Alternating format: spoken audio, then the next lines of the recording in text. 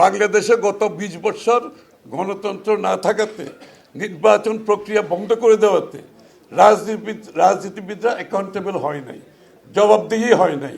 এই জন্য বাংলাদেশে নির্বাচনের মাধ্যমে নির্বাচন আফটার নির্বাচন is the correction process, is the filtration process. This is why you need democracy.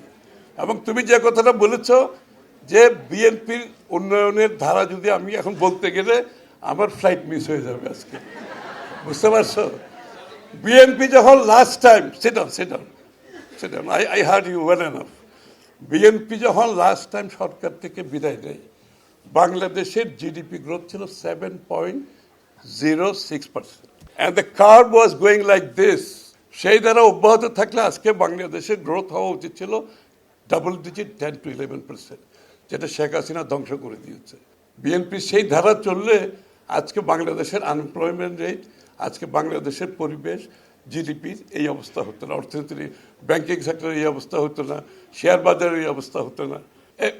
বাংলাদেশের যত সংস্কার অর্থনৈতিক রাজনীতিক অলমোস্ট সবগুলো বিএনপির সময় হয়েছে। আমি তো বললাম, এই যে আপনি খাল কাটার প্রোগ্রাম জিয়াউর রহমান শুরু করেছে, গাছ লাগানো যে শুরু করেছে, এবং সুতরাং দিচ্ছেন প্রশ্ন করা খুব ভালো।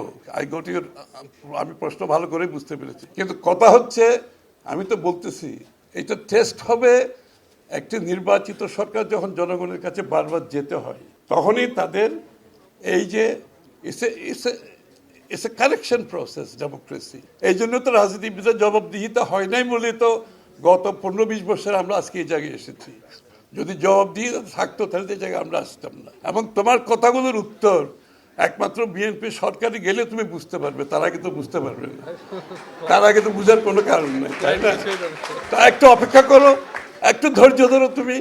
এবং যদি কোথাও ডিভিয়েশন হয়, এটা শেখ হাসিনার সরকার হবে না, তখন কিন্তু গিয়ে বলতে পারবে খসরু সাহেব আপনি তো একটা বক্তৃতা দিয়েছিলেন ওখানে, কই এটা তো কিছু হলো না। তুমি আমাকে বলতে পারবে, যেটা আমরা 15-20 বছর বলতে পারিনি।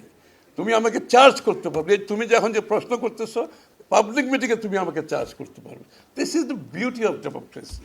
এটা আমরা সবাই বসে আছি, আমরা কিন্তু সবাই বিভিন্ন দলের। এইরকম কি বাংলাদেশে কোনোদিন দেখেছো আগে যে আমরা সবাই একসাথে বসে এক জায়গায় কথা বলছি? আমরা একে অপরের প্রতি political culture has to change also. আমরা একে অপরের প্রতি সহনশীল হতে হবে। আমি অন্যদের সাথে ভিন্ন মত পোষণ করেও তাকে তার মতের জন্য রেসপেক্ট দেখাতে হবে। আমি মতবিরোধ করেও তাকে রেসপেক্ট দেখাতে হবে, তার প্রতি সহনশীল হতে হবে। This is democracy. বাংলাদেশে 100 সংস্কার করে কোনো লাভ হবে না যদি বাংলাদেশের পলিটিক্যাল কালচার চেঞ্জ না হয়। 100 সংস্কার করে কোনো লাভ হবে না। We must change our political culture, এবং ডেমোক্রেটিক প্রসেসটা যাতে অব্যাহত থাকে আমরা জাতি হিসাবে সকলে মিলে চেষ্টা করতে হবে। এখানে যাতে আর কোনো দিন কোনো স্বৈরাচার সৃষ্টি না হয়, তৈরি না হয়।